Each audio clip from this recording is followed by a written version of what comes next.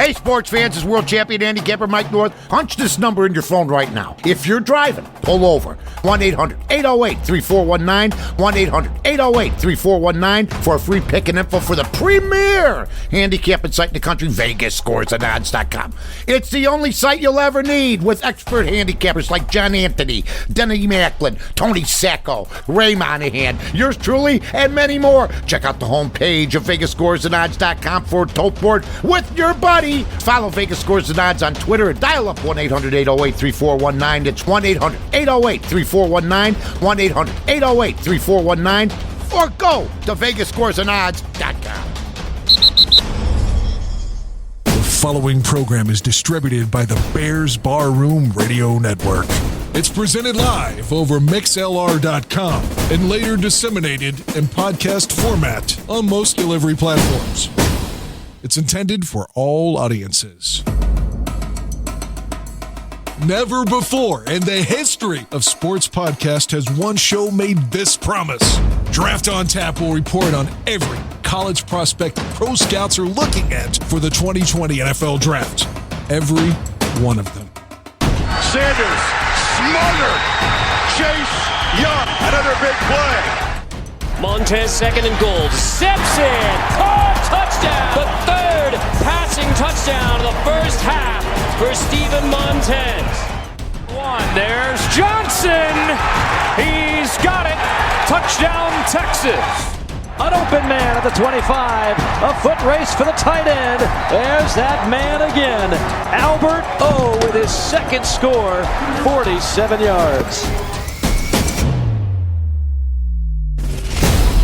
Draft on Tap with Bears Barroom draft analyst Denny Shimon. Your host, Ryan Badgley. And featuring some of the most respected draft analysts in the country. Grab a beer. We're about to make history. And making history is what we do on Bears Barroom Radio Network. I'm your host, Ryan Badgley, and welcome to Draft on Tap. We have an exciting show planned for you tonight as we're changing directions to focus on what the Chicago Bears might do and maybe looking at not only in the draft, but in free agency as well. So let's introduce our Bears Barroom draft analyst, none other than Mr. Danny Shimon. Danny, how you doing tonight? Ryan, I'm doing great, man. I'm excited to be back after our little hiatus there for 2 weeks. Take some time off for the holidays. Hope everyone had a happy, healthy holiday, a happy new year. But man, there's that draft buzz is in the air. The football season for the most part here locally, like you said, we're going to be concentrating on the Bears primarily. But that season's over with. We're looking on to the offseason and what John Fox famously called the talent acquisition season. So we're going to be talking about some free agency, talking some draft, but looking forward to breaking it down and bringing all these prospects, these names that a lot of people are going to be hearing coming up these next few weeks and even months. Breaking them down here for you and giving you the insights and outs of how I see them developing and projecting at the next level. So I'm excited, man. I'm ready to go. Let's get the show on the road. Yeah, man. And before we do the Dan, how were your holidays, man? Did you enjoy the time with your family and whatnot? Yeah, it was good. I was obviously it feels like it's too short. It flies by real quick. So, but yeah, one day you're wrapping gifts, the next thing it's New Year's Eve, and then next thing you know, he's back at work. So yeah, never fails. Just one big full swoop there, and next thing you know, you're like I said, you're back at work, and we're back at breaking down tape and moving on. Yeah, and how was yours? Yeah, it was great, man. Great holiday. Spent a lot of time with family and enjoyed spending the time with my wife and daughter and the rest of my family, and it was just a great holiday season for sure. And now the New Year's kicked off, and now we're approaching draft season, man. I'm excited to be back on with you as well. And, to kick off this, the new year, we're going to be talking a lot of Bears. That we're changing focus here a little bit for tonight's show and really going to point the focus towards the Bears organization and not only the draft, but free agency as well. And to start this week's show, Danny, we're actually going to talk a little bit about Ryan Pace and his draft picks since he took over as general manager. Actually, it was about 5 years ago yesterday that Ryan Pace became the general manager of the Chicago Bears. And in 2015, his first draft, you look at that draft and, there was a hit and a bunch of misses. Yeah. So quickly we'll go through that. The first round pick, as everybody knows, Kevin White. Danny, the number 7 overall pick, just couldn't stay healthy in Chicago, and unfortunate that the way it turned out. But your thoughts on that pick back then? What were your thoughts on that pick from Ryan Pace at number 7 overall? Yeah, White was a guy that in terms of the wide receiver class was athletically, physically imposing. He's a kid that at his size, about 6'2", 6'3", 200 plus pounds, could run a 4.3, 840, and on his tape he had some really sensational highlights in terms of. I remember the game against Alabama.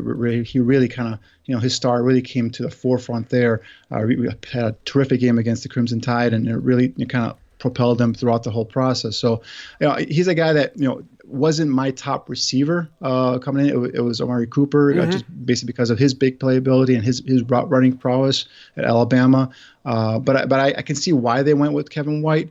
So unfortunately, like I said, the injuries kind of, set him back his rookie year and then in a second year as well. And then I think once the coaching change was made and, I think there was an issue with him picking up an offense and all that stuff. So it's unfortunate though. He's a good kid, talented kid. I just didn't seem to work out for him. And I think once the injuries kind of started snowballing, and it just was downhill from there. So an unfortunate first selection for Ryan Pace and crew. Yeah, no question about it. And Alex Acevedo in the chat just said, God, that was that was a bad pick. Could have had Cooper.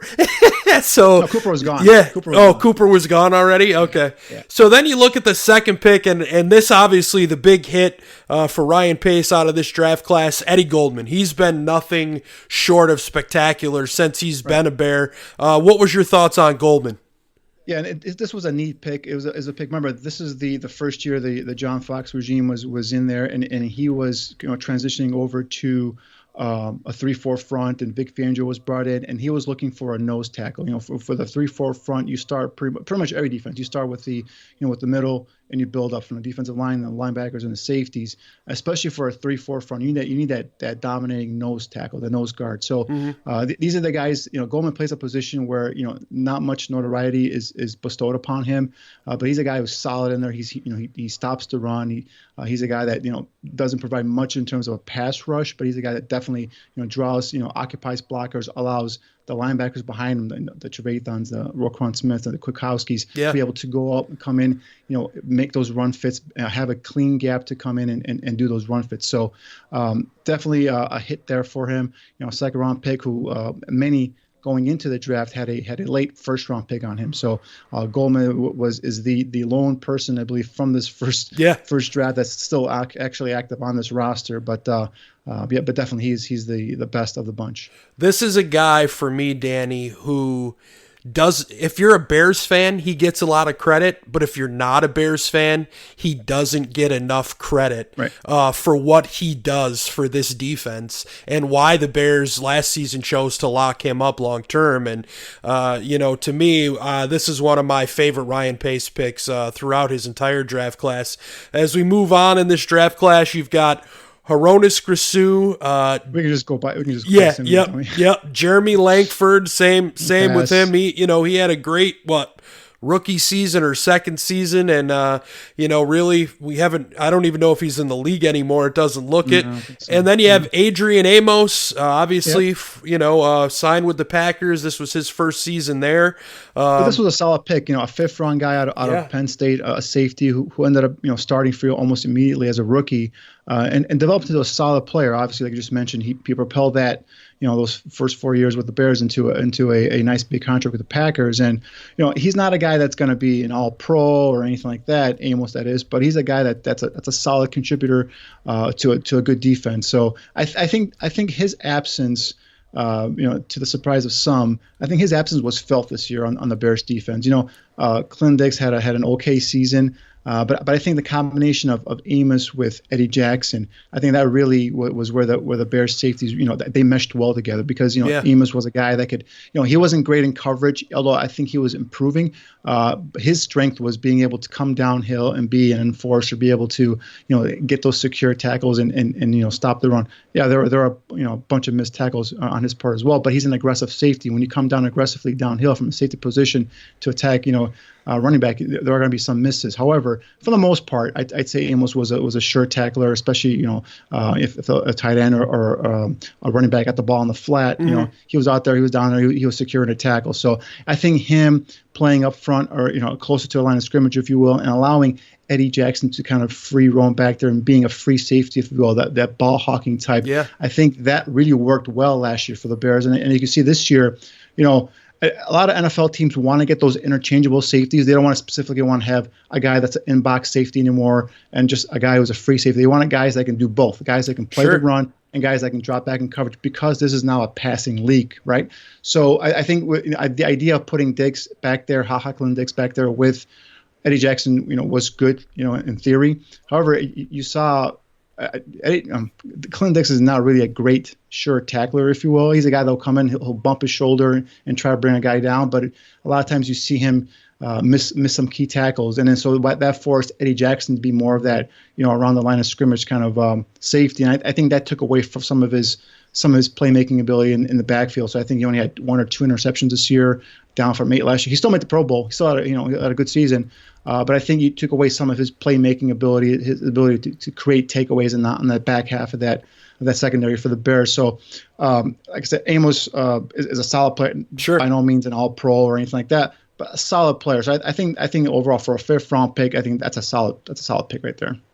Yeah, without question. And, the last player from that draft, Teo Fabaluge, I don't even think, I don't think he saw a snap. So we'll start to pick up the pace a little bit here. And as we move to 2016, obviously the first pick, to me, damn near just as big a bust as Kevin White, in my opinion. Leonard Floyd, Danny, just really hasn't been what we expected. Yeah, and that's the thing. If I had to, criticize Ryan Pace, and I know he's taking a lot of heat nowadays because of the Bears' disappointing season this past year, and last year he was Executive of the Year, and everyone loved him, and now this year all of a sudden, they're 8-8, and he doesn't know what he's talking about. So I think his biggest downfall are these high picks, these first-round picks that haven't really come to fruition yet. We talked about Kevin White and the injuries. We talked about Leonard Floyd here, a guy that he traded up for from 11th to 9th to bypass the Giants, who were going to take Floyd, but ended up then just kind of taking, Eli Apple, who turned into a bust as well, by the way. But Floyd, what he's done is he was an athletic linebacker that played on the outside, actually played everywhere on Georgia's defensive front. He wasn't a guy that was strictly a pass rusher. He wasn't a guy that was strictly just a linebacker. He was a guy that was an athlete that was playing defense. So, and I think they brought him in here as a outside linebacker, a guy who can develop into a pass rusher, a consistent pass rusher. But so far, what we've seen from Floyd is, his game has developed. He's got a little bit stronger. He's become a very good run defender. So he's a guy on the edge that can set a hard, strong edge that can funnel the play back into the middle, into the bigger boys. But, those sack totals haven't been there for him. And that's basically what he's being judged on. So I know in the end of season press conference where Ryan Pace mentioned that he was happy with the development of Leonard Floyd, a lot of that was met with some criticism, like, what are you talking about? The guy had 3 sacks and 2 of them came in the opening game, and what are you talking about? But he's talking about the overall development of the kid from a guy who was just an athlete playing, in space at Georgia to now a guy that, he hasn't developed into that pass rusher you wanted, but he's a guy who's developed into a solid outside linebacker. And a guy, if the Bears release him today, I'd say there'd be a half dozen teams out there trying to pick him up and sign him. So, would you want to see more consistency from him as a pass rusher? For sure. But the one thing with Floyd that I have noticed, and I don't have the numbers here in front of me, but I want to see his hurries. A lot of times you could see him just a tick late. He gets there and he gets his arm on the quarterback, and the quarterback either gets away and scrambles for yards or gets the ball off and he misses a sack. But a lot of times, if you judge his pass rushers by hurries, and unfortunately I don't have the numbers here in front of me, but I'm pretty sure his hurries are I'm not saying top of the league, but I mean they're respectable. So if you balance that with with some of the run defense that he has developed into, I think he's a solid player. I'm not saying he's again, ninth pick in a draft, you're anticipating, you're wanting more. Right? Oh, absolutely. You should challenge him. You should expect more from him. So, yep. Especially on the other side of Mac, Danny. I mean, obviously back when he was drafted, that wasn't the case. But now at this point, I mean, Khalil's taken on 2-3 guys. Leonard and I know the other shows on our network have talked ad nauseum about the impact these other players should have made. But it's it is what it is. Right, and definitely, like you said, playing opposite of Khalil Mack, you expect him to produce more. He's seeing single coverage. He's not getting double teamed. But also, if you take a look at Mack this season. Without a dominant force inside, like Akeem Hicks, Mack got more defensive coverage, more offensive attention, and he had 8.5 sacks this year. So he didn't have as dominant of a season as he had last season. So it's a unit. It's not a single player. I know players tend to feed off other players. So Mack feeds off of what Akeem Hicks does inside, and then Floyd should feed off of what those two do on the inside and outside as well. So that's where the disappointment is coming in with Leonard Floyd is that's the sack production hasn't been there. But I think his development as an overall player is there or has been there. It's just those sack numbers, and that's why I think going into this offseason, the Bears have to look, whether it's free agency as a veteran or bring in someone off the draft as a guy that can provide a consistent pass rush opposite of Khalil Mack. Because if Leonard Floyd doesn't up his game to the point where he's getting 6, 7, 8 sacks, and again, we're not asking for double-digit sacks. That would be terrific, but if you can get 6, 7, 8 sacks to go along with what Akeem Hicks can give you, along with what Mack can give you, and some of the other guys can give you, that'll be sufficient enough, and continue to play his solid run defense. But to call him an overall bust, I think it's kind of harsh on the kid. He's not meeting expectations, but I don't think he's a bust. Yeah. That's my personal opinion. I expected so much more out of a number 9 pick than what he's given. And that's one of the reasons why I was surprised when the pick was made, because not only did you trade it up to get him, you gave up assets to get him, but he wasn't the prototypical kind of guy that I was looking for opposite, as an outside pass rusher in a Vic Fangio kind of defense. I'm looking for more of a guy who's an aggressive, and the name just right now left my mind, but the kid from Missouri with the 49ers who could had off the field problems all the time was the pass rusher.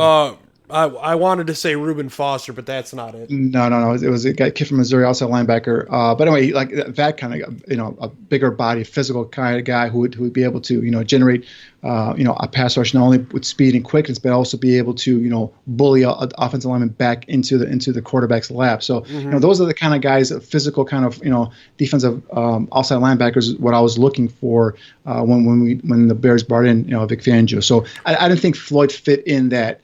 We got a little help in the chat, Danny. Alden Smith. There you go. Yeah, okay. Whoever gave it that's to us, Rel. So Rel Ramey, man, coming through. Appreciate it, man. Thank you, Alden Smith. Yeah, that's a kind of a outside pass rusher I was thinking that they were going to look for and kind of target. So Floyd, had the height, had the length, had the athletic ability, but just he didn't have the overall core strength to be able to, create that point of attack, push or thrust back into the offensive lineman into the backfield. So. But we can move on with the other picks. So so the 3 picks to me that or I'm sorry, there was 9 picks in this draft. So after Floyd, you had Cody Whitehair in the second round. Up until this season, Whitehair I thought had played some pretty good ball. Unfortunately, kind of the position switch I just don't think helped, and then it got worse. Then you had Jonathan Bullard, Nick Kwiatkowski, Deion Bush, DeAndre Hall, the 5th rounder in Jordan Howard, DeAndre Houston Carson, and then Daniel Braverman to round out the 2016 class. There's guys, obviously Whitehair, Floyd, Kwiatkowski, Bush, Houston Carson, all still on the roster today. Jordan Howard, guy was great his first 3 seasons for us. Played great ball, hard runner.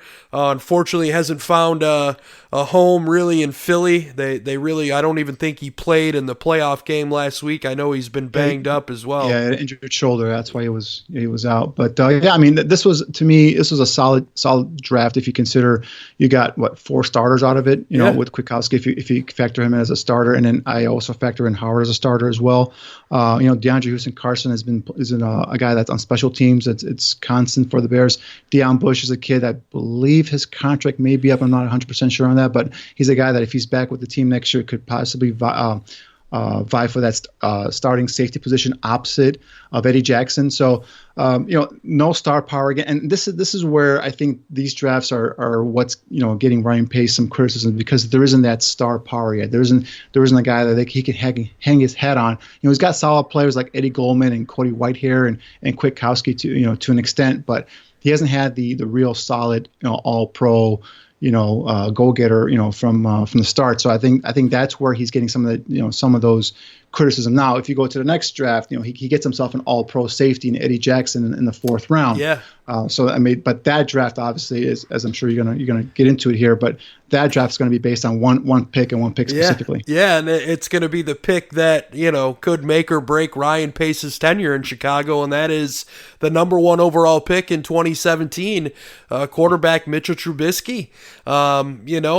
This draft, if you look at Trubisky, the next pick Adam Shaheen, Eddie Jackson after that in the 4th, Tariq Cohen in the 4th as well, and then their last pick in that draft in the 5th round was Jordan Morgan.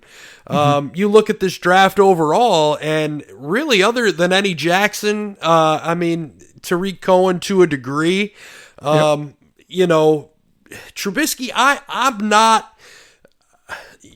I think there's more to Mitch, and I really believe that, after this offseason, we're going to see that. But, to me, Shaheen, I know they spoke about him in the press conference, but to me, he's a casualty. He's off this roster by the time camp opens. Eddie Jackson obviously just signed a new deal, Danny. Smart to lock him up. Tariq Cohen, he's coming up here on the end of his tenure as well. I think he's got 1 more year on his rookie deal. Not somebody at me personally I would look to extend, but the way Nagy's playbook is, he really loves Tariq Cohen. Well, he might love him, but I don't think he loves him as a running back, and neither do I. I think Tariq Cohen is one heck of a receiver. So I would line him up personally. I would line him up in the slot and utilize him as a slot receiver. Utilize him out of the backfield as a kid that can come out of there and run a wheel route or run some routes across the middle and make some catches. But his run instincts for me are lacking, and they've been lacking since his rookie year. So, but that's not neither here or there in terms of Tariq Cohen. But this draft here, you mentioned Eddie Jackson, all pro safety, 2 years in a row. This draft is going to be graded by those first 2 picks. Mitchell Trubisky, you mentioned, trading up from number 3 to number 2 to make him, the first quarterback drafted in that class. It's the players they could have had. When you look at this draft and you look at those 2 picks, right?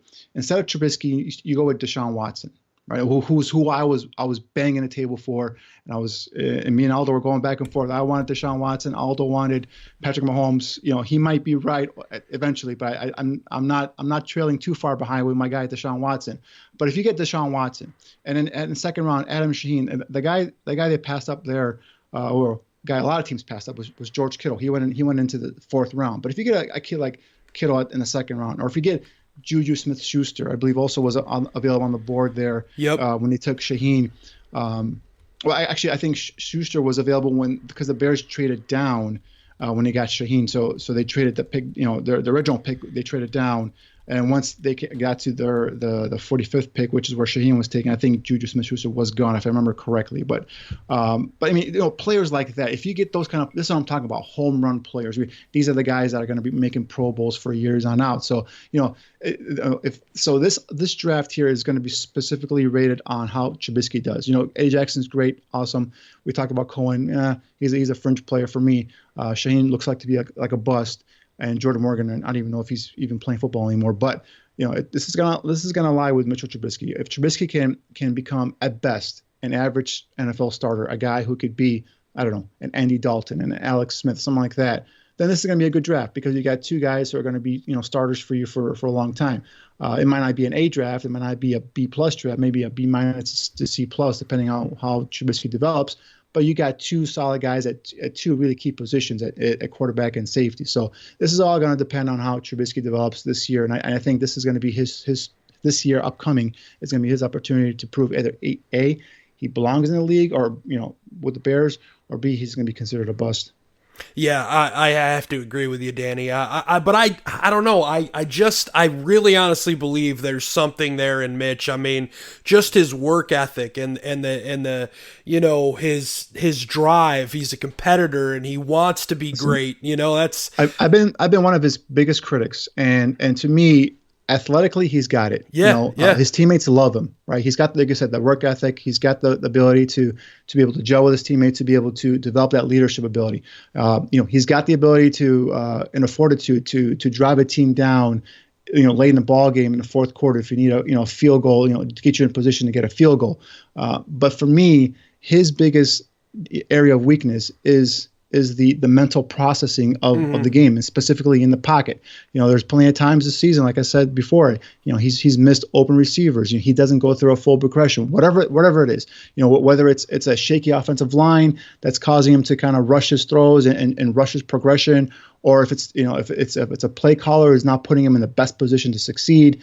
If it's all the above. Quarterbacks that are quote unquote great, or quarterbacks that are good, they rise above that, right? Right. They can overcome some of that stuff. I'm not saying they're going to overcome all of it, right? But he's not like the Bears offense lacks talent. I mean, they got Allen Robinson, you got a kid like David Montgomery, you got some decent offensive linemen in front of him.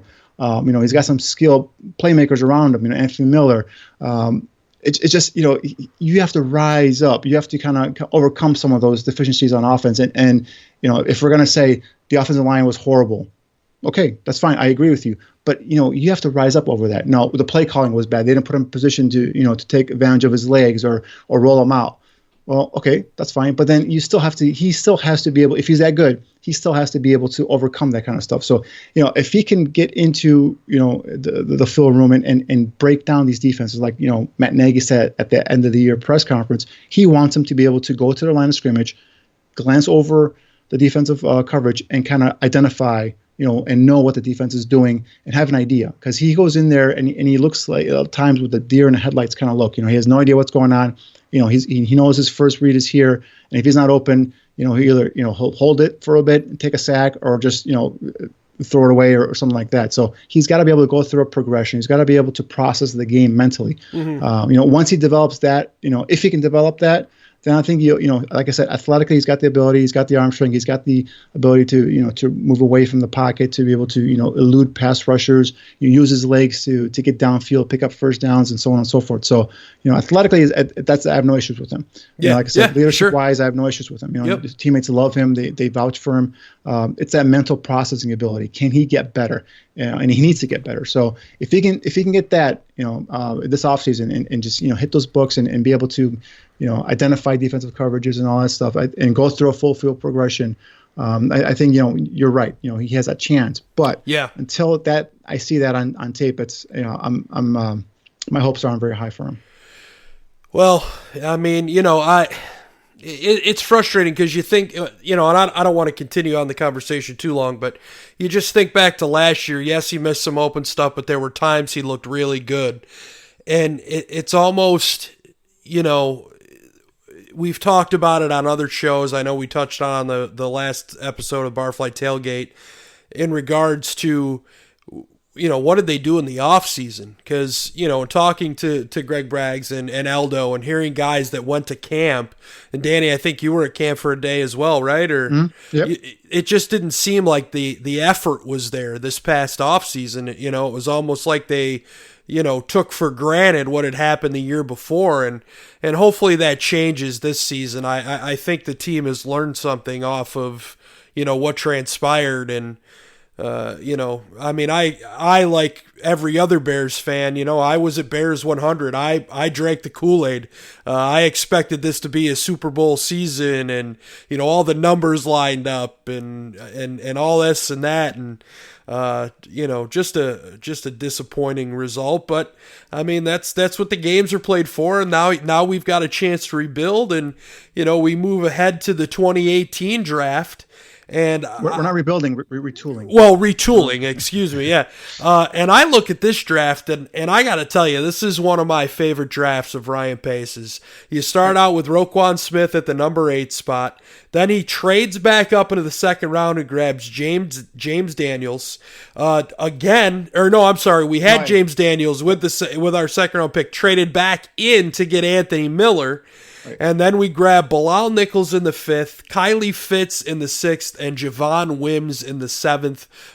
What do you like about this class, Danny? Right, and this is like I said, this is a class that's got potential to develop into a very good, solid core for the Bears. You talk about Roquan Smith. Last year, lights out as a rookie. This year he had some struggles. We still don't know, in terms of that midseason lull where he missed a couple of games and just didn't appear to be himself, whether that's a mental thing, a physical thing, what was going on with him. But towards the end of the, before he got hurt, we saw that tenacity, that fight come back in Roquan Smith, and he was playing, very, very well before he tore that pec muscle, unfortunately. And moving on to James Daniels, this is a kid, coming out of Iowa. He was my top center. This is a kid that athletically, I think, belongs at center. I think has an opportunity to develop into a very good center. I'm not going to go and say he's going to be a Pro Bowl center, but he's going to be a guy that could start for you for years, in the middle of the offensive line. Anthony Miller, I was high on this kid. I love this kid coming out of Memphis. I'm still a big fan of him. Going back to Trubisky real quick here, there's times I was breaking down that tape and I see Miller open and, running patterns, and he was open, and all we hear was, oh, he ran the wrong route or he was in the wrong spot.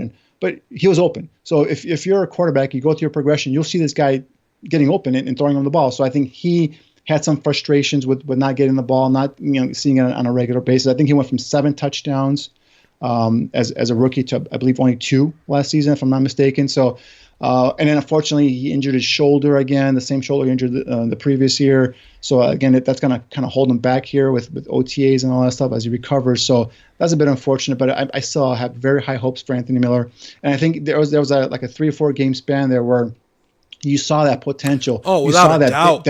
That big playability that he brought to the offense. Yeah. It just, for whatever reason, that chemistry with him and Trubisky just wasn't there this year. So what a shame, though, Danny, with that injury and putting the guy back to return kickoffs, knowing a game that doesn't mean anything. Yeah, I just, put a guy back there just to get the ball and take a knee or just bring it out to the 20. Who cares? It's the last game of the season. Who cares? Yeah. You put a vital, piece of your future, about a piece of your offense out there, and he gets again.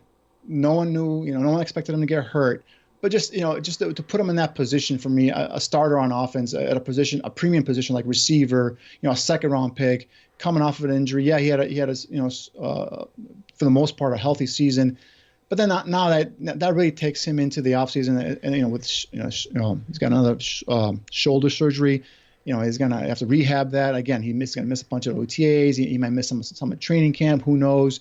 But, is it the end of the world? No, but it's just something you don't want to have the kid go through for the second season in a row, Right. And moving on real quick, I know we kind of skimmed over Iggy, the linebacker. So far, all he's been is a special teams guy, but, he's a guy that provides depth for me. That's a kid in the 4th round they took, Joel.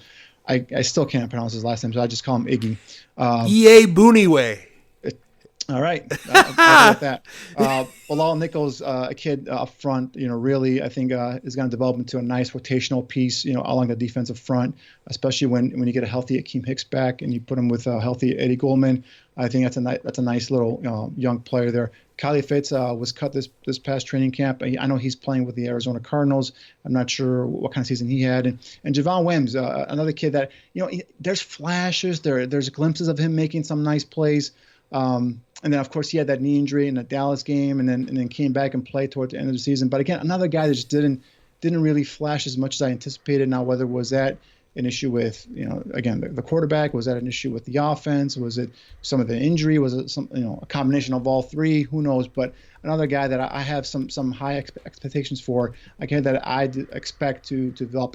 This kid, Javon Wims, real quick. He's a kid that played basketball for most of his high school and some of his collegiate career, and then ended up the last 2 seasons playing football at Georgia, and really he's still the guy who's developing. So his route running, I think, has gotten better since when he first came here from Georgia. So the back shoulder throws for this guy, those jump ball opportunities, especially in the red zone and downfield, is where I think a kid like Javon Wims can excel. I just don't see the Bears taking advantage of that. So hopefully, next year, his third season, we'll see some of that, and we'll see some more growth and development from Javon Wims. But yeah, this draft class has a potential to really be a sensational draft class. As long as some of these guys come back from injuries and continue their progression and their development. And then the most recent draft in the third round, David Montgomery. Round 4, Riley Ridley. Round 6, Duke Shelley.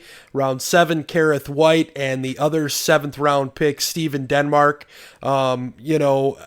Guys in this draft class, Danny, David Montgomery, a big fan of. Riley Ridley as well. Duke Shelley. Unfortunately, Kareth White no longer here. I'm highly disappointed in that. And Denmark, due to an injury, we really didn't get to see much of. So your thoughts on these guys, Danny? All right, Montgomery going into last draft was my top-rated running back of that class, even ahead of a guy like Josh Jacobs that the Raiders took in the first round, because I just liked his overall game. I liked the body of work he put out at Iowa State. He showed glimpses this year of the ability, the contact balance, to be able to bounce off of defenders, to be able to get those hard yards, to be able to be an effective pass catcher out of the backfield. His pass blocking was I think, on par with some of the better pass blocking running backs out there in the NFL this year. So he's a 3-down back for me. So the issues with the running game, whether it's the offensive line, the schematic issues, the changes they made so far with the offensive line coach and maybe some of the offensive coordinator changes they'll make, maybe that'll help free up David Montgomery. But when he had blockers, when there wasn't a guy 2 yards in the backfield by the time he got the handoff, we saw glimpses of David Montgomery, the kid we saw at Iowa State, tough, hard-nosed runner. He's not a blazer. He's not a guy that's going to rip off 50, 60, 70 yards and take it to the house and be a big play, potential guy every time he touches the ball. But he's a guy that's going to consistently get those tough yards for you. He's going to be a guy that's going to protect your quarterback as a pass blocker. He's going to be a guy that's going to be able to run patterns for you and catch touchdowns and has, pretty reliable hands out of the backfield. So I think this kid, again, talking about like Anthony Miller, James Daniels, his best is yet to come, right? Sure. Riley Ridley, I think it was a steal in the 4th round. I think we saw glimpses of what he could do in that last game. I wish he had gotten more opportunities, especially when guys like Till Gabriel and some of the other receivers went down with injuries. I wanted to see, I know he dressed, but I didn't see him out there making much of an impact on offense. But I like his potential, his future to develop and to grow. Duke Shelley, a kid that I'm surprised didn't take more snaps at the nickel corner or even cornerback this season. I know he was specifically playing special teams, and there's some games where he was inactive. So, but I expect growth from him as well. Kareth White, you mentioned, ended up leaving to the Steelers. I liked his big play potential in terms of his speed that he provided on offense. So we'll see how that guy develops with the Steelers. And Denmark is a raw kid. This kid was a receiver that converted over to cornerback his last season at Valdosta State. So he's got that size, speed, athletic ability you like. His tape was phenomenal. I mean, you talk about these small school kids and what you want to see from them. You want to see them pop on tape. You want to see them be the best player on that tape that you're watching them. And Denmark, whenever I watched them last year, this guy was popping. He was making plays all over the field. So I have some high hopes for a kid like Denmark and some potential. I can see him potentially moving over to safety, eventually as he gets more developed and probably understands the game better. Sure. But yeah, right now he's still listed at cornerback. But this is a 6'4", 200-some pound cornerback. I still have high hopes for this class as well. So when you combine the 2019 and 2018 class, right now after an 8-8 season, everyone's disappointed, right? No one's happy with what happened and what they saw on the field. Right. But these two classes for me have a lot of potential to not only just be building blocks and a core for this team, but also potential to be praised upon in future years as one of the better draft classes for the Bears. So in 2017, going back real quick, that all depends on Mitchell Trubisky, what he ends up being, and then as you look forward to these two classes, these two have a chance to really develop into a nice core for the Bears. Yeah. And, so some folks in the chat, have some comments here. Alex Acevedo, with the D2 projects, guys, the last 2 years, I don't understand it. We have a team that needs ball players, not prospects. Rel Ramey, we are a year behind as far as what we should have in this team. Pace's first draft, no one is left on the roster besides Goldman, right? That's correct. The only player from his first draft left on the roster is Eddie Goldman. So there are things, that in this draft, we went over it. Did we go over the picks, Danny, or am I thinking we did? So here, I'll go over them real quick. So the Bears have in the second round picks 43 and 50. In the fifth round, they have 142, 146, and 149. And pick 177 in the sixth and pick 211 in the seventh. Now we haven't put conditional picks in there. Draft. These are for the upcoming draft, correct? Yep, these are for the upcoming draft. So we didn't put any conditionals in yet. But there is the possibility of a pick for Jordan Howard, a pick for Mike Davis being cut. I don't know, maybe there's some other possibilities as well. So now that we've looked at Pace's draft classes here since he took over as GM, Danny, how do you look at this team currently coming off of this 8-8 season? And what are the first two? Let's look at their, say, first few picks, and where do you see positions of need? Not even let's look at the first few picks. Let's just say, what are the positions of need that you see for this Bears team? Well, going into the offseason, I think in this order, for me, the positions I need are offensive line, possibly even two, getting two players there, tight end, okay, outside pass rusher. We talked about it earlier with someone that can provide consistent pass rush opposite of Khalil Mack. Quarterback for me is going to be a need, especially since you only have one quarterback currently on the roster. And receiver for me is going to be a position of need. You need guys that are playmakers on his offense. And right now, with the question marks surrounding Taylor Gabriel, he had the concussions this year, and I believe his contract isn't guaranteed next season. I think he's got about an $8 to $9 million cap hit. So if that's a way you can save some money by letting him go, he's your only true, take the top off of defense kind of speed threat down the field. So if he's gone, you're gonna have to replace that kind of speed. Now like I said, I like Miller, I like Javon Williams, I like Riley Ridley. These aren't the guys that are going to be necessarily speed demons down the field. So right. I think that element of speed on offense is going to be something you should look to replace, especially if Gabriel's not going to be on the roster. Cornerback, Prince of Mukamura, there's talk about him being possibly a cap casualty. You're going to need a corner to go opposite of Kyle Fuller. So and in safety, with Hacklin Dix being a free agent, my anticipation is he's going to be going to playing somewhere else, and I think we're going to have to get another safety to pair with Eddie Jackson. So there's multiple positions, and again, these are all positions of need. Obviously, they're not going to fill every single one of them via the draft. I think it's going to be a combination of free agency and the draft. So right. So that's how I think that's how we're going to look at it. This tonight and in the next couple of weeks, we're going to look at it. Right, say. Who are some of the players that they could target in free agency, and who are some of the players they can target in the draft? Now, again, free agency, it's kind of fluid situation. You don't know who's going to be franchise tag, who's going to be transition tag. You don't know how much cap space you can create releasing players and all that stuff. So that's yet to be determined. But we can give you guys an idea of the type of player or players that they could look at certain spots, especially with offensive line, tight end, outside pass rusher, quarterback, receiver, so on and so forth. Yeah, and Danny, let's start. You want to start offensive tackle or offensive line or tight end? I'll leave it up to you with where you want to start. Well, the fact that I think they need two, I think they need a guard for sure, and I think they need an offensive, a young tackle, at least someone that could come in and if not put in the pipeline and kind of sit back and challenge either Charles Leno or Bobby Massey. Both offensive tackles had, in my opinion, disappointing seasons last year.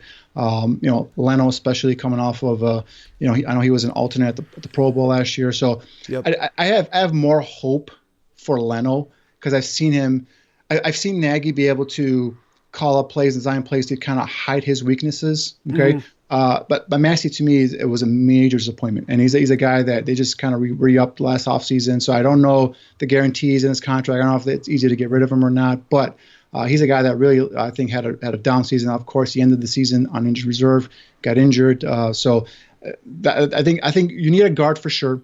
And then you also need a young tackle. Now, if let's say, for example, if you're going to go out and get a guard in free agency, guys like Brendan Scherr from the Redskins was been mentioned as a possibility, but again, he's going to cost you money. All right. So guys like that, again, we're talking about a whole new schematic system. Who's the offensive coordinator going to be? Juan Castillo is a new offensive line coach. How are they going to block? Are they going to be predominantly a zone blocking team like they've been for the majority of the last 2 years that Nagy's been here? Are they going to use incorporate a little bit more power, a little more counter trays and all the stuff in their offensive, their schematics and their scheme, if you will, because then that's going to kind of differentiate what kind of players you're going to go ahead and select. But if we're going to stick at 43 and 50, I think those two positions, those two spots, I would be targeting offensive line, whether it's a guard or tackle, and tight end. Tight end is a key position in this offense. You look at this offense with the Eagles, you got Zach Ertz and you got Dallas Goedert. Either one of those guys would be phenomenal in this Bears offense. Look for the Chiefs. You got a guy like Travis Kelce. These move tight ends, guys that can be threats down the field. That could stress the second and third levels of a defense are key in this offense. And without that, that's a big missing element. Another thing with these tight ends is they are the quarterback's best friend. And the reason why is because they mainly operate in the middle of the field between the two hash marks. And the easiest throw for these quarterbacks is anything in front of them in the middle. Okay. So trying to take some of that pressure off a young quarterback who's still developing, who's still learning how to read coverages, a big play tight end down the middle of the seam is a guy that could be key, paramount, if you will, to the development of your quarterback as well as the success and the enrichment of your offense as well. So, those two positions, if I had to pick right now at 43 and 50, I'm targeting offensive lineman, my highest rated offensive lineman at 43, and then my highest rated tight end at 50. So I have a couple players that I'm looking at the draft in terms of, drafting prospects that could possibly be there. I know you also were looking at some free agents. So you want to start with the free agents first, or should I go with the draft? Yeah, why don't we go with the draft and let's get your thoughts on some guys who might fit that piece there, and then we'll quickly just talk a couple free agents at each position. All right, so at 43, I'm looking at, like I said, offensive linemen, and I'm looking at guys, if I take a look at my top 10 offensive linemen right now, guys like Andrew Thomas, Trey Adams, Tristan Wirfs, those guys I expect to all be gone in the first round. Those are offensive tackles that are going to be, starting probably most likely either day one or day two of next season. So I'm looking at as a left tackle, a guy who's strictly going to be a left tackle for me, a kid like Ezra Cleveland from Boise State, 6'5", 300 plus pounds. He's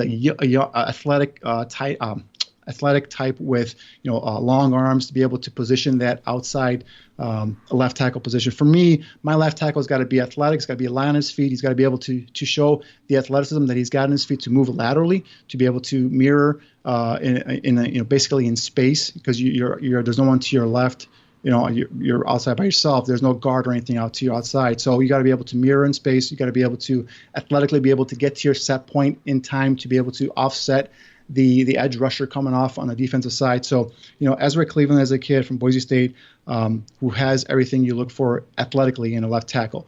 The only thing with him is my downfall with him would be some play strength. He's a guy that's got a lean frame, very little, if any, body fat. So I like to see him add some more, bulk, some be able to offset some of those bull rushers, to be able to, be able to withstand his ground, be able to arch his back and plant his feet in the ground, and not allow a guy to command his chest and basically walk him back into the quarterback. So, Ezra Cleveland is a kid that I'm looking for, and he's a left tackle. He's a guy that's gonna, be able, if not day one, he's, day two, he's going to be able to, or year two, he's going to be able to take over that left tackle position. So that's a guy I'm looking for at left tackle. A guy, Prince Tega Wenoga from Auburn, a big kid, 6'5", 300-plus pounds. This guy's just a big physical mauler. A kid who's played left and right tackle at Auburn. A kid who physically might be best suited to play right side. However, athletically, he shows the ability with the feet, lateral agility, quickness to be able to man the left tackle position.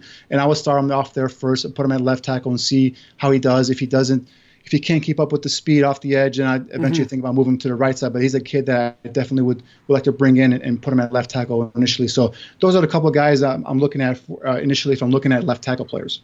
Okay, and if you're looking at guards, Danny, where are you looking? Because I know just in conversations, not only with yourself but with other folks, guard is a big position just due to the fact Kyle Long just retired. Rashad Coward is a restricted free agent. Most likely Ted Larson, 33 years old. His contract is up as well. If you have, is there guards in the draft that you see possibly sitting there that would be good for the Bears at this 43 and 50 pick? Yeah, definitely. So for example, if I'm looking at my top 10 right now, guys like Ben Bretzen from Michigan, he's just another mauler type of guy who's physical at the point of I contact. Love him. A guy who can move bodies. You talk about a body mover. He's a guy who can do that. So this is all going to depend basically on what they do in terms of schematically. What kind of system are they going to decide to run now with the change at the offensive line coach and offensive coordinator. So if you're looking for a mauler, a guy who's going to move bodies, like I said, Ben Bretzen from Michigan is a tough dude. John Simpson from Clemson is another guy, another guard that can do exactly the same thing. He can move bodies and get people out of the way there. So guys like that is what I'm looking for in terms of a guard. So typically guards, unless you're destined to be an all-pro, like Aldo's boy up with the Indianapolis Colts there. Quentin. Quentin Nelson, typically they don't go high in the first round or even in the second round, possibly late second round, early, in the third round in ranges where you're looking for guards. So that's a position, honestly, I think the Bears might attack via free agency. So I know there are a couple of guards. I mentioned Brendan Scherf as an unrestricted free agent from the Redskins. There are a couple other guards that I believe out there that could, be brought in here to man that right guard position, because I think that's what they're going to do. I think eventually they're going to flip Whitehair and Daniels back. Thank you. Yeah, thank you. James back to center, and I think so that's going to take care of left guard and center. I think Leno will probably give him an opportunity to reclaim his position as the left tackle. So right guard, where James Carr had some moments, but also I think had showed that he's a raw prospect. He's a guy 2 years ago was playing defensive tackle, and now he's starting as a right guard in the NFL. So I think he's a guy that you could probably take back and make him a nice, valuable backup. Or maybe develop him to right tackle, possibly. Who knows? But I think right guard is a position they're going to look at. I think a young developmental tackle. So besides Brendan Scherf, who else do you have on that free agency list there? Well, so besides Scherf, another name that stands out to me on that Washington roster, and I know he had a rough go of it with the Giants, is Eric Flowers. That was a name. I'll take a pass on that guy. Yeah, Mike Iupati out of Seattle. He's 33, a little older. Let's see, who else did I see on this list? With Iupati, he gets hurt a lot. And for me, I need a guy that's going to be able to be available for me to rely upon it week in and week out. So Iupati is a guy that I would probably stay away from as well. There isn't really, other than Sheriff, Earl Watford in Tampa Bay. He's a free agent. I see Tom Compton, who was on our roster a couple of years back out there. Danny, I know you and I talked about Stefan Wisniewski, but he's kind of more of a fill-in guy. Right, for me, he's more of a backup type. Yeah. But as far as they're just, Rashad Coward is a restricted free agent, so the Bears hold his rights. And then you go to tackle. Jack Conklin in Tennessee, that's a name. He's an unrestricted free agent. That's a guy that fit nicely at right tackle. Yeah, but I mean, there's just, obviously a guy like Brian Balaga, as a free agent. I find it hard to believe he'll leave Green Bay. But you look at our roster, you got TJ Clements, Cornelius Lucas, and the funny part is they still have Bradley Sowell listed as an offensive tackle, yet he's a wasted tight end.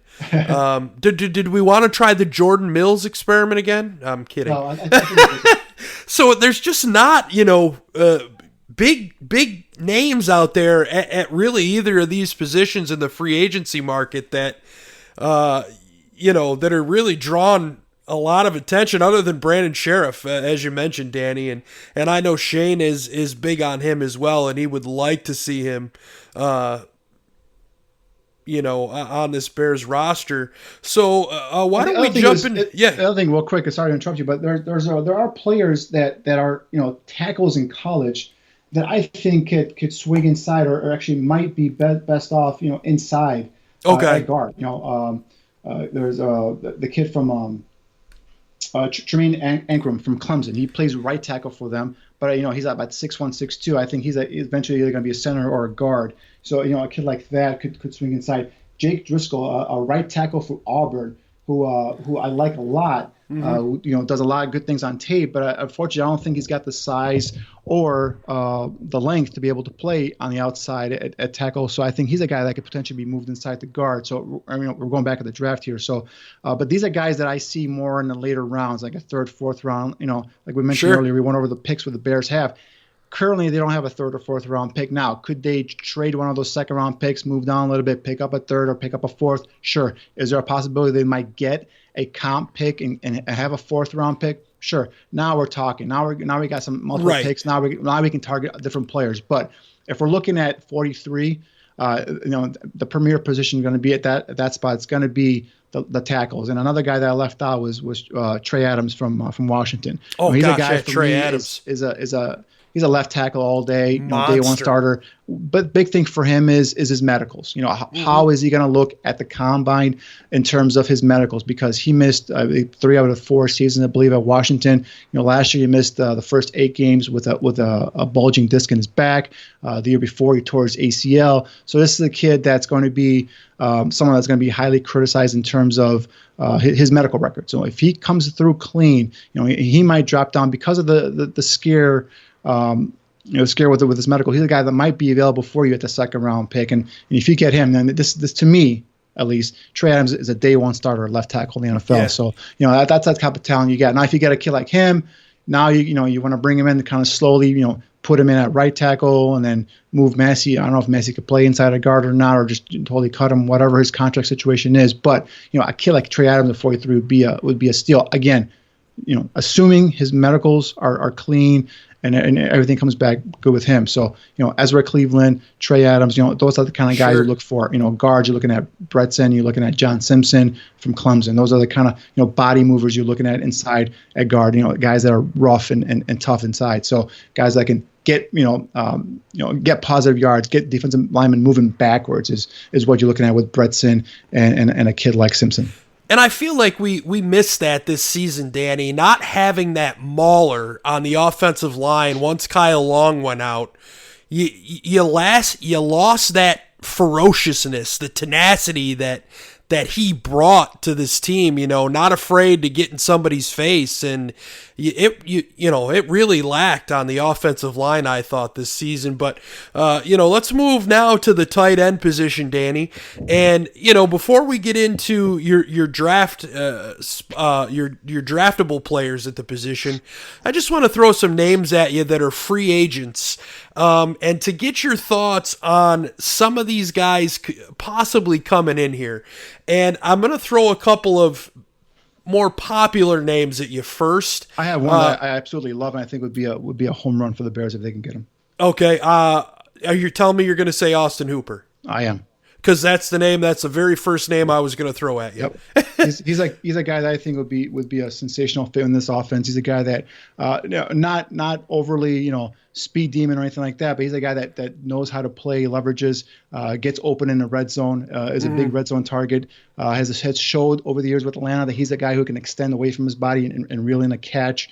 Has been a little bit overshadowed in Atlanta, I think, with the star power like Julio Jones and Calvin Ridley and Devontae Freeman back there and Matt Ryan. But I think he's a guy that would come in here and be a really good tight end for them. And the other guy I can think off the top of my head would be Hunter Henry from the Chargers. My only concern with him is injuries. He's a guy that has trouble staying healthy. When he's on the field, he's one hell of a productive tight end. And he's specifically what you're looking for, a guy similar to a guy like Zach Ertz or Travis Kelce, not as physical as a Kelce, but just as athletic as an Ertz, I think. A guy who can stretch the seam, a guy who can get open in the middle of the field, another guy who can produce on the field. When he's healthy, Hunter Henry is one of the more productive tight ends in the NFL.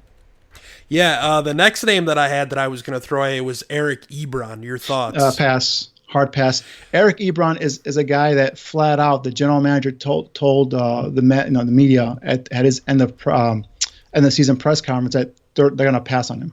I mean, that to me tells me that this is a guy that is not well liked in the locker room. Is a guy that is a me first guy. And he was a guy who I think was the 10th pick overall by the Lions coming out of Oklahoma State. Talented kid, but the Lions let him go. He had a great season with the Colts last year, playing with Andrew Luck. I kind of had a up and down season this year. I know he battled some injuries, but if a team is just gonna flat out just say, we're gonna pass on him, that tells me a lot. So I don't want that type of player in this locker room. Sure. Yeah, and I'm the same. I'm totally in full agreement with you. I know there's a lot of Bears fans out on Twitter that have been clamoring to get him in here. Now I'm going to throw another name at you, Danny. Now this was a guy that was on our roster. I want to say, it could have been last preseason, who I wouldn't mind seeing him brought back. Michael Pruitt, in with the Tennessee Titans, had a pretty nice game here last week against New England. Your thoughts on somebody like him coming in here? For me, Pruitt is a kid very similar to Trey Burton. I think actually Burton, when healthy, is probably a better player than Pruitt, but similar kind of move tight end guy who's not going to be really an inline blocker for you, a guy who's going to be flanked out as a slot receiver and just basically another bigger receiver. So I think that would be, unless you plan on doing something with Trey Burton in terms of releasing him or whatnot. Right. I think that'd be just like a duplication, if you will. I think you need a guy that come in here that can not necessarily be a dominant inline blocker, but a guy who you can line up as a blocker and he's not going to embarrass himself. A guy who'll give you an effort and try and block the defender in front of him, but also be a threat in the passing game. So and that would be a nice compliment to a guy like Trey Burton or Broniker. Or kind of like in JP Holtz. I think that's a kid that I was really impressed with Holtz. Now he's more of a tweener. Holtz, that is. I think he's more of like between a fullback and a tight end. Okay. So I'm not sure if he's a full-time tight end, but he's definitely a guy I would like to have on the roster. A guy that gives max effort in terms of as a blocker. Might be the best blocking tight end on the Bears currently as we speak. So, Jasper Hurstad, a converted receiver from Princeton, I think had some moments he flashed, but again, he's playing a different position. But yeah, Dax Raymond is there as well. Undrafted free agent. I think he was also kind of besieged by injuries this year. So I think I expect him to come back next year and be a little more productive, be the type of player that I saw at Utah State when I was scouting him last year. Be a downfield threat, a guy who can man the middle of the field for an offense. So you got some players there, but yeah, in terms of Pruitt, I think that'd be too much of a duplication when you're talking about Trey Burton. I think Burton's a better player. Now there's a name on this list that I just saw, and then I looked over, and I see he's a restricted free agent, but Blake Jarwin out of Dallas. I don't know. Anytime I see Dallas highlights, I see him going up and making a catch, and I don't know. I've always been somewhat enamored with him, but I mean, he flashes here and there. But yeah. for me, with Jarwin is if he was so good, why did they have to coax Jason Witten Witten out of the Monday Night Football booth? And I mean, they did us a favor. We don't have to listen to him talk on Monday Night Football. But I mean, if he's so good, why did they get whatever 37, however old Witten is, out of the Monday 38. Night booth to be able to play tight end for them? So I don't know. I don't know about Blake Jarwin. All right, so we just talked a few free agent tight ends there, Danny, and let's look at the draft. And at the 43 or 50 position of the second round, your thoughts on if the Bears would go tight end there, and if so, who are the tight ends that they may be interested in at that point? Well, my top right tight end is Bryson Hopkins from Purdue. This is a kid that I think this could be his range in terms of where he might go in the draft. Another kid that he's about 6'4", 240 pounds. He's one of those move tight ends, a guy that really is not going to be an inline blocker. And I know I just talked about getting some guy that's going to be both inline and as a pass threat as well. But he's a kid that is so dynamic in terms of downfield, in terms of his ability to put pressure on a defense, especially that second and third level, that between the linebackers and the safeties. He's about 6'4", 240 pounds. He's long-legged. He's a move tight end, like I mentioned. This kid is just a smooth mover. Athletic, looks like a big wide receiver. Runs clean, crisp routes. Solid get off at the snap, and this guy can accelerate into his routes quickly. So you're talking about getting downfield quickly, posing a threat right away. Hopkins is that cat for me. Last year I think he led this team with averaging almost 17 yards a reception, with only 4 starts. So he's a guy that was productive without even being really a starter with Purdue last year. So someone will look at that and knock him, say, oh, he only started 4 games, but the kid had 53 receptions, 688 yards and 5 touchdowns. So again, he's a guy that can stem a defender, and get open, using his acceleration to be able to create separation downfield. So like I said, a bigger body receiver, if you will. So a guy that can stretch the seam, a guy who can be a threat in the middle of the field. So for me, Bryson Hopkins, if he's available at that 50 spot, is a guy that I would give high amount of consideration for. Wow, man, I like him, Danny. I mean, after we released that tight end list on one of our prior shows, just watching just a little bit of highlight tape on him, I'm totally right there with you step for step. So again, we're talking about tight ends in this offense that can stretch that seam, that can be guys that linebackers have to account for on every play and every pass drop back. So guys like that is what you want.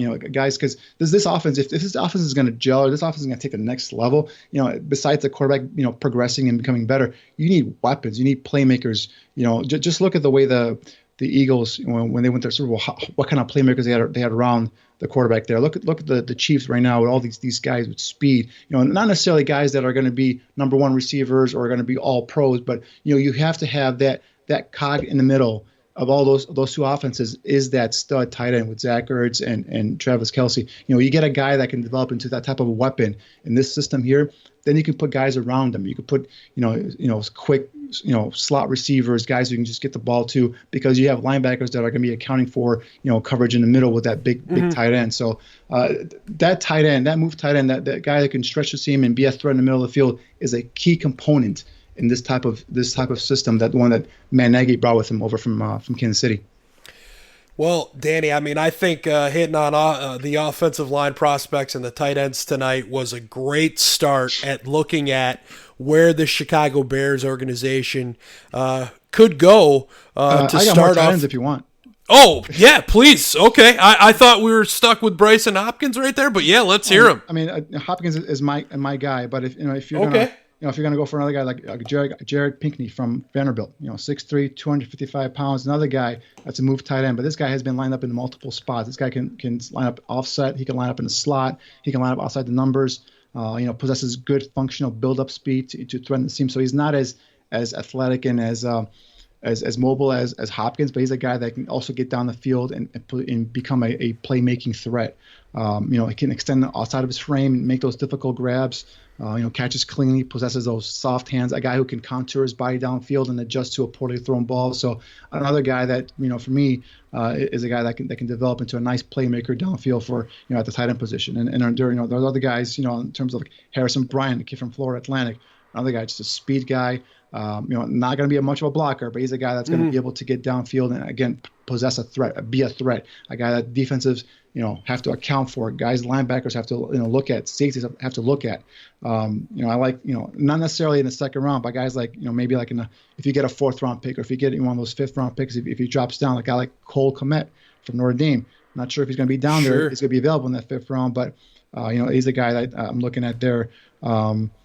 Hunter Bryant is a kid that really is about 6'1", 6'2". The kid looks to me like he's Anquan Boldin. I mean, that's how he looks like. He doesn't look like a tight end, but he plays tight end, and he's a guy that will be a mismatch. He's a guy that's going to be, he might be more of a duplicate, if you will, to Trey Burton, but he's more of an explosive player than Trey Burton. So he's a guy that if you bring in here, that could be a threat as well in the passing game. So there's multiple players here again, but if you're going to concentrate only on that second round pick, you're looking at guys like Bryson Hopkins, Jared Pinkney, or probably even Harrison Bryant from Florida Atlantic. Those are the guys that I'd be looking at. Sure, and the obviously the Bears could go in any direction. I mean, we're giving, Danny and I are giving our thoughts on what we think they could do and where the organization's going to go. And this is only offense, guys. We're going to. And this is this is just offense. We've got plenty more positions to look at in the coming weeks and months. And this was just our foray into just the offensive position that. And we started with offensive line and tight end, and as we go forward, we'll get into wide receiver and quarterback, and then we'll flip over to the defensive side of the ball as well, and jump into prospects over there. Obviously we've got the Senior Bowl coming up as well, and we're going to be there. What, Danny? 2 weeks? Are we 2 weeks or 3 weeks? A week from this Monday. Okay, a week from this Monday, and then I'll be joining you guys on Thursday. Yeah, I mean, Aldo and I will be down there a week from Monday. We'll be covering the practices, and I mean, I'm looking at the list here of the players that have accepted their invites. There's going to be a ton of good players, guys. I mean, guys that positions that we've talked about, offensive line. There's going to be guys, tight ends. There's going to be receivers. There's going to be quarterbacks down there that we're going to be looking at. So. A big buzz now that going around is Jake Fromm, the kid from Georgia, coming out, and we know Ryan Pace has that connection, that Georgia pipeline building from Athens, Georgia to Chicago. The big talk now is Jake Fromm a possibility with one of those second round picks? I think that for a team that is this close to competing, I think taking a developmental guy like that. Even though I think Fromm eventually will be a starting quarterback in the NFL, or has a potential to be a starting quarterback in the NFL, I think using one of those picks might be a bit high, but I wouldn't be upset with it. I'd understand where they're going, because what he's doing is he's protecting himself. Because the worst thing you could do right now if you're running pace is if Trubisky is a bust, is doubling down on that and either signing him to a contract or just continuing to be stubborn and say, no, we're going to continue to go with him. And then what you're going to end up happening is you're going to be the Jacksonville Jaguars, who continue to go with Blake Bortles, and ended up paying $27 million for a backup quarterback in Nick Foles, and now they're trying to get rid of him because now they have a 5th or 6th round pick in Gardner Minshew, who they think is going to be their quarterback. So you do not want to be Foles away from this roster. Oh my God, do not want to be in that position like Jacksonville was. So that's a thing, and it's funny. I mentioned Blake Bortles, but the night that Trubisky was drafted, I was texting with one of my scout friends, and I said, "Hey, what do you think of Trubisky?" He's like, "Congratulations, you got the next Blake Bortles." I'm like, "Come on, man! I'm like, come on, the guy just got drafted. Give him a chance." He goes, "All right." He goes, "We'll see you in 3 years." So, hopefully he's not Blake Bortles, but yeah, I'm hoping not. In the best product and the best. Best scenario there. So we'll see what happens. But yeah, I mean, there's plenty of talent at the Senior Bowl. We're excited to get down there, be able to give you guys, some live updates in terms of what's going on, who's impressing. Remember, the kid Terry McLaurin from Ohio State went down there, and he was known at Ohio State as a guy. Would get down the field, make a couple catches here and there, was predominantly a special teams guy. But he went down and he turned heads, and I was down there and I saw him, and he was uncoverable down at the Senior Bowl. And he ended up going in the third round. And look, lo and behold, I believe he got over 1,000 yards for the Redskins this year, playing with with musical quarterbacks, with Case Keenum, with Dwayne Haskins, and all that stuff. So, definitely going to be able to find guys down there that's going to be able to make some plays. There are some tight ends. There's this kid from Dayton. I know we don't want any more Division II, experimental tight ends, but Adam Trautman is a guy that Jim Nagy, who came on our show and said the guy that he's kept an eye on, and lo and behold, he invited him to the Senior Bowl. So he's a guy I'm going to be looking and see how he does down there. We talked to some of the quarterbacks. Jalen Hurts is going to be down there. Justin Herbert, the kid from Oregon, just accepted his invitation. He's going to be down there. Eason, the kid from Washington, is going to be down there. So it'd be a ton of talent there at the Senior Bowl to certainly look at in terms of some of the needs that we discussed about with the Bears going into this offseason. Yeah, and as we usually do, Danny, we're going to end the show on some news here.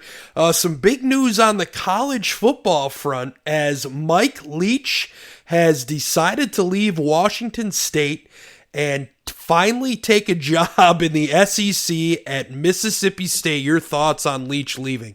Yeah, it's going to be fun. I mean, it's going to be fun seeing him, bring his offense, his wide open offense over to the SEC. Even though I think that the spread system now has kind of become more of a hybrid now, where their teams are incorporating, a lot of it. Pretty much every team, I think, runs a version of the spread. But I think he was the originator, or one of the originators, I should say, of that kind of a run and gun system. So it'd be interesting to see. He should be able to recruit some better talent over at Mississippi State than what he was able to get over at Washington State. And seeing him compete against the Nick Sabans and Gus Malzahn's and some of the other big boys over at in the SEC is going to be fun to watch. So that guy, if you haven't seen one of his press conferences, I mean, just YouTube his the guy's a riot.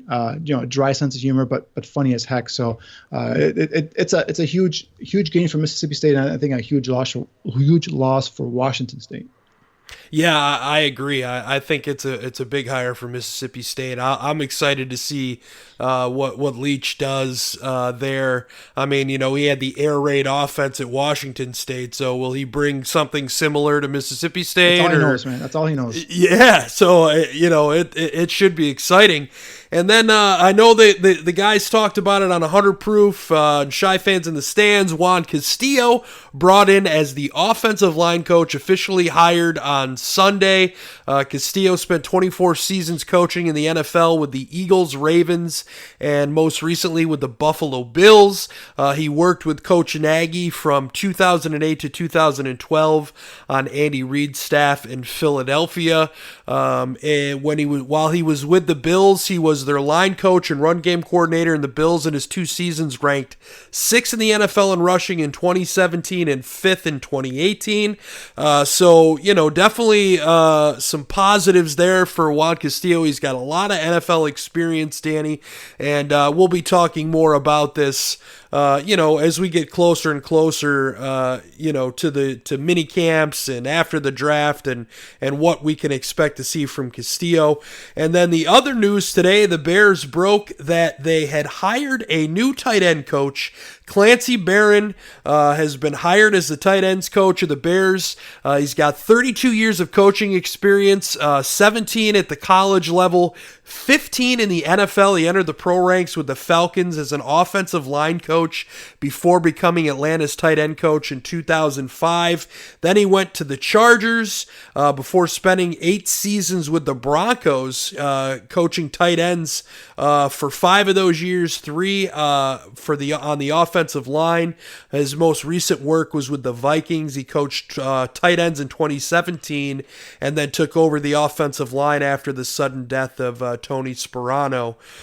So as a tight ends coach, Barone has had 4 players voted to the Pro Bowl with 4 different teams. So Algie Crumpler, Antonio Gates, Julius Thomas, and Kyle Rudolph. So couple of big coaching decisions here for Matt Nagy, Danny, and let's hope they have an impact here to help out this run game.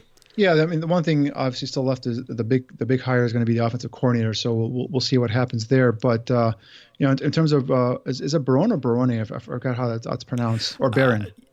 Maybe it's Barron. Okay. I didn't hear anything. I'm just reading it. Gotcha.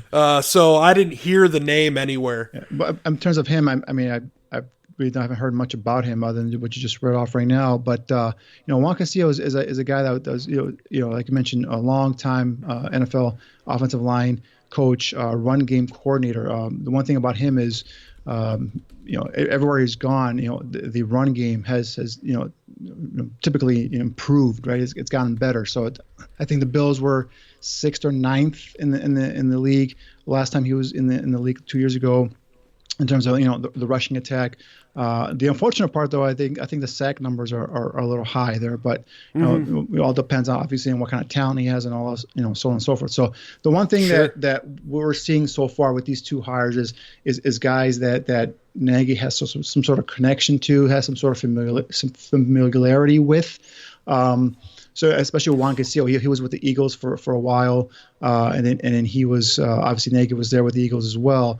So he's got that familiarity with him, and from everything I've been able to gather is when Nagy came over 2 years ago, he wasn't really allowed to bring anybody over from KC. Just Andy Reid just won't let him take any assistants. So a lot of the hires he made in terms of Halfridge and Harry Heastan and some of the other guys were guys that were recommended to him, whether by coaches or Ryan Pace or whatnot. So and he had to teach. Nagy was teaching them the offense. So he had to teach the coaches the offense for then the coaches to be able to teach the players the offense. So now he's bringing in people that know the offense and know what he wants and what he expects. So now he can just maybe concentrate on the quarterback. Maybe he can concentrate specifically, not worry about coaching his coaches, but just coaching his players overall. So, the names that have been thrown out so far for the offensive coordinator position are Pat Shurmur. And the guy I've been told to look out for is Mike Kafka. Shurmur, Shurmur, obviously the ex offensive coordinator with the Vikings. So him and Barone, they have a connection there. The one thing is these guys are being made. These hires are being made without an offensive coordinator. Generally, the pecking order is offensive coordinator first, and then the offensive coordinator then goes and starts pulling in his guys for his position group. So this tells me, A, that he already has his offensive coordinator, and he's probably in the playoffs, aka Mike Kafka, and he's making these decisions kind of back channel thing, or Nagy place is gonna go and pick guys he wants, and then just bring in an offensive coordinator that's gonna maybe because we know that the offensive coordinator is not gonna be calling plays, because according to Matt Nagy, he's keeping the play calling. So that's why I think a guy like Pat Shurmur doesn't really fit, because I know he's willing to take an offensive coordinator position, Shurmur that is, but for him to come in here and not be a play caller, I don't know how that helps propel him for possibly a third crack at the apple in terms of being a head coach. So I don't see that as a real nice fit. I would like to see him if Nagy would give him the play calling, but I don't think it's going to happen. So I think a kid like Kafka, a young up and coming former Northwestern quarterback, was drafted I believe in a 4th or 5th round by the Eagles. It was a 3rd string quarterback with the Eagles when Nagy was on that staff. Obviously, he was with Andy Reid and Nagy with the Chiefs. He still is. He's currently the quarterback coach with the Chiefs. So I think that's another guy that if he brings in, if that is true, if it is Mike Kafka, he's a guy, obviously he knows the system. So a guy he doesn't have to teach the system to, so that they could just hit the ground running, him and Castillo and some of the other coaches that they bring in, and start implementing a schematic change or whatnot. So it's going to be interesting to see. I think Castillo is a guy, obviously is a bigger name, as a guy that's been well regarded around the league. So he brings instant credibility to that position, to that offensive line room. So I think it's going to be a good hire. We'll see how it goes here in the future, but I think that's a good start. And one more piece of Bears news I wanted to mention, and thanks to Alex Acevedo in the chat, the Bears actually signed Kentrell Bryce to a reserve future contract today as well. Danny, do you know anything about Bryce? He's a former Packer. I want to say a tall, lengthy corner or safety. I forgot if he played corner or safety, but a guy who's got some plus athleticism. Has got shown some ability in the past. I know that Packers were high at him at one point, but in terms of just off the top of my head, breaking him down, I really don't can't really tell you how much of an impact he's made, but I do know he's a secondary guy. I believe he's a safety. I'm not 100% sure though on that. Okay. But yeah, he's a guy that, reserve contract. So basically he's going to come in and he's going to compete for a roster spot. So again, adding some depth and to this back end of this roster. But we talked about Ryan Pace's drafts. A couple of things, a key important component to these drafts, guys, and a lot of times this goes overlooked, is don't forget that not only are these picks that are made through the normal draft process, but also don't forget the undrafted free agents that Ryan Pace and his scouts are bringing in. You have to include those guys as part of the draft class as well. So guys like Roy Robertson Harris is a guy that I think has developed nicely as an undrafted free agent. Bryce Callahan, and I know he left last year to the Broncos and has been injury prone most of his career, but he's a guy that when he's healthy, he's a productive nickel corner. Guys this year on the roster, guys like we mentioned Dax Raymond, we mentioned Alex Bars, a potential guard / tackle, maybe a swing player for the Bears. These are guys that we have to we can't forget. These are guys who were brought in also as rookies onto this roster. Yeah, they weren't drafted, they're undrafted, but these are some key players. So also take into effect when we give him Ryan Pace an overall grade in terms of how he's done, how he's performed in these draft classes. Don't forget about those undrafted free agents. Yeah, that's a very good point, Danny, and we should have brought that up when we were talking about the draft classes, and I brain farted. So it's okay. Yeah, but great point to bring up and a great way to end the show. What a great show talking Bears draft and free agency, Danny. A great job with your draft prospects and bringing in some names as far as free agents as well. We want to thank you to everyone who listened live and joined us in the Mixler chat, and we hope you enjoyed this week's show. If you can't join us live, you can find the podcast version of Draft on Tap shortly after the live show on all your favorite podcast streams.